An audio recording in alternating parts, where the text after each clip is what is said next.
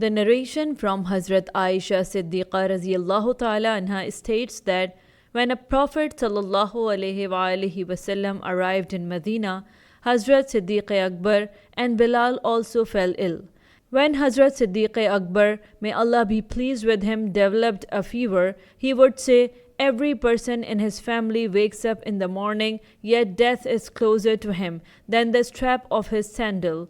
When Bilal's fever subsided a bit, he would recite this verse, "Alas, what do I care if I spend the night again in the Fakh valley, and around me are the grasses named Adkhur and Jalil?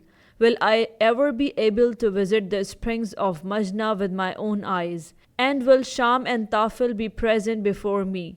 O Allah, humiliate Utbah bin Rabia and Umayyah bin Khalaf, just as they disgraced us in Makkah Mukarramah." Musnad Ahmad Hadith number 23435.